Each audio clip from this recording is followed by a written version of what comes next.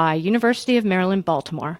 I'm Molly, and this is Simone, and you can join us here every Tuesday at 12:30 p.m. for your weekly news roundup and a discussion of current events. Please feel free to comment and ask us questions in the field below. So, Simone, what's going on today? So 2 hours from now, Attorney General Jeff Sessions is set to testify at a public hearing of the Senate Intelligence Committee about possible ties between the Trump administration and the Russians during the 2016 presidential election. He will likely be asked about his own discussions with the Russian ambassador, Sergei Kislyak, which he failed to report during his confirmation hearing or in paperwork he submitted for a security clearance.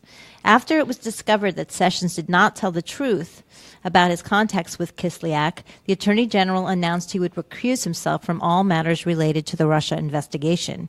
Still, Sessions was reportedly involved in the decision to fire former FBI Director James Comey. The firing is alleged to have taken place because of Comey's investigation into the relationship between the Trump administration and Russian officials. Members of the Intelligence Committee will probably ask him about any conversations he may have had with the president about the decision to fire Comey. The world will be watching.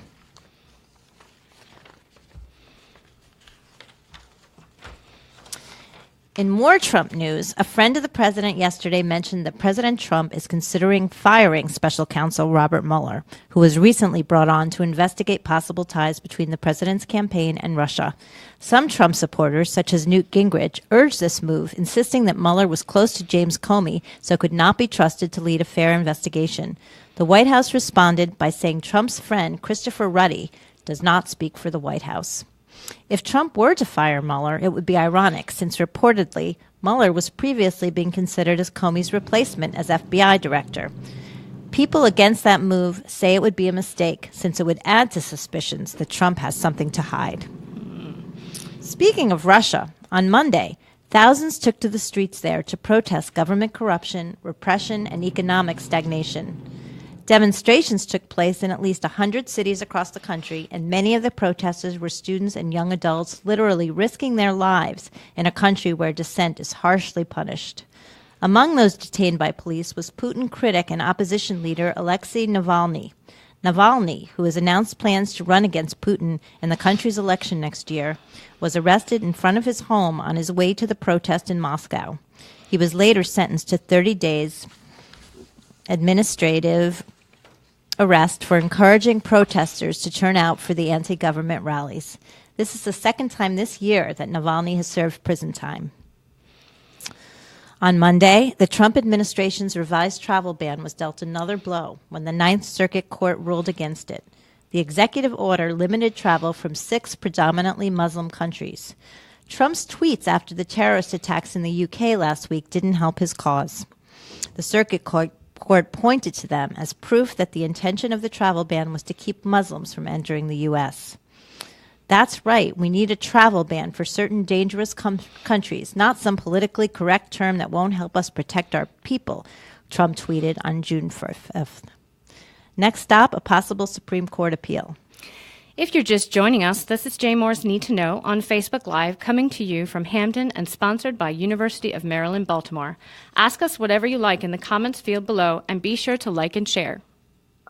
Democratic Attorneys General Brian Frosh of Maryland and Carl Racine of D.C. announced Monday that they plan to sue President Trump for allegedly violating the Emoluments Clause of the U.S. Constitution by taking money from foreign governments since becoming president. Trump has said in the past, when sued by other plaintiffs, that the lawsuit is without merit. In more local politics, an Orthodox woman lawyer and Baltimore native who's currently assistant state attorney in Baltimore has announced she plans to run for the House of Delegates.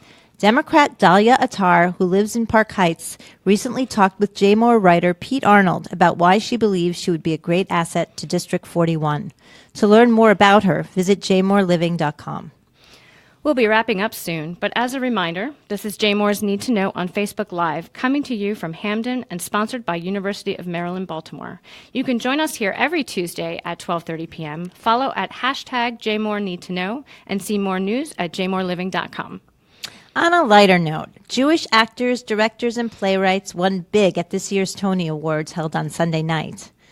Oslo, a play that tells the story of the 1993 peace accords between the Israelis and Palestinians, won Best Play, and Michael Aronov won Best Featured Actor in a play for Oslo. Icon Bette Midler took home a Best Actress award for her performance of Hello, Dolly. She won Best Actress in a Musical. And Dear Evan Hansen, written by Jewish Marylander Stephen Levinson, won for his original script. And Ben Platt, son of Baltimore native Mark Platt, won for Best Actor in a Musical. There are too many more Jewish winners to even mention. Okay, Simone, let's do the J word of the day. Today's J word is sababa. It's a Hebrew word meaning cool or chill or quite righteous. You'd say something like, how was the party? Sababa or what? All right. Well, that's it for us today. Please join us here Tuesdays at 12:30 for your Need to Know News Roundup. Additionally, you can join us on Fridays at 12:30 for your Weekend Agenda with Amanda Krotke and Simone Ellin, although I'll be filling in this Friday. In the meantime, have a great week, and we'll see you soon. Don't forget to comment, like, and share, and follow at #JMoreNeedToKnow. Bye. Bye-bye.